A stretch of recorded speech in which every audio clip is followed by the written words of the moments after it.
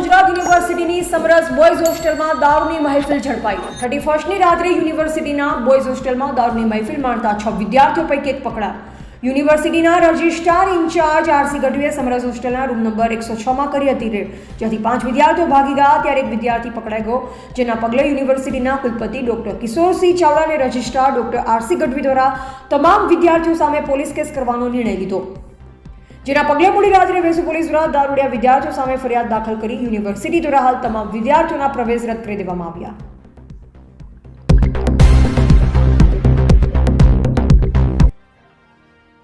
Sir आपનું નામ designation?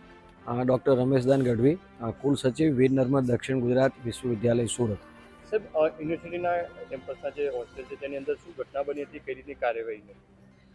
31 December હોવાના લીધે એવા ઇનપુટ ખાનગી રાહે મળી રહ્યા હતા કે કદાચ કોઈ વિદ્યાર્થીઓ આ પ્રકારની ગતિવિધિઓ કરી શકે છે, એટલા માટે અમારી સમગ્ર ટીમ, અમારા સિક્યુરિટી ઓફિસર અને અમારા રેક્ટરશ્રીએ પણ સ્થળ પર તપાસ કરી। હું પણ સ્થળ પર જાતે ગયો હતો અને તપાસ કરતાં એક રૂમમાંથી આ પ્રકારે વિદ્યાર્થીઓ આવી ગતિવિધિ કરતા પકડાયેલા હતા અને એની સામે યોગ્ય કાર્યવાહી કરવામાં હાલ ચાલી રહી છે।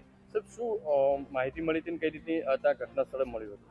ઘટના સ્થળે જે અમારી એક હોસ્ટેલ છે એ હોસ્ટેલની અંદર વિદ્યાર્થીઓ આ રીતથી કંઈ નોનવેજ અને દારૂની બોટલ વગેરે પકડાઈ હતી અને દારૂની બોટલ વગેરે અમે પોલીસ ફરિયાદ પણ દાખલ કરવામાં આવી છે અને સ્થળ પર ગયા પછી પોલીસ પણ આવી હતી અને પોલીસને પછી હેન્ડઓવર કરવામાં આવેલું છે। એટલે પોલીસની પણ ફરિયાદ અમે રાત્રે મોડે સુધી પણ અમારા રેક્ટરશ્રી અને અમારા સિક્યુરિટી ઓફિસરશ્રી પોલીસ સ્ટેશન જઈને પોલીસ ફરિયાદ દાખલ કરવામાં આવી છે અને યોગ્ય નિયમ અનુસારની ચોક્કસ કાર્યવાહી કરવામાં આવશે। કેટલી ગંભીર બાબત, હવે શું સૂચન વિદ્યાર્થીઓને?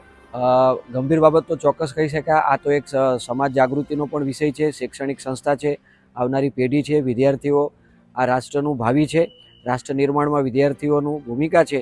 એટલે સૌ સાથે મળીને આપણે જાગૃતિ કરીએ, વિદ્યાર્થીઓમાં ડ્રગ્સ, શરાબ વગેરે નહીં હોવું જોઈએ, એના માટેની ચોક્કસ અમે યોગ્ય કાર્યવાહી કરીશું અને સમાજ સાથે મળીને કરશે તો આપણે આ ચોક્કસ આમાં આપણને સફળતા મળશે એવું લાગી રહ્યું છે। જે વિદ્યાર્થીઓ પકડાય છે તેમને સામે કઈ રીતની કાર્યવાહી છે?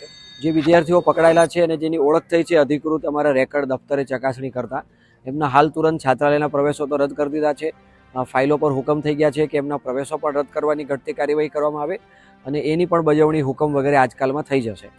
નિયમ અનુસારની ચોક્કસ કાર્યવાહી કરવામાં આવશે।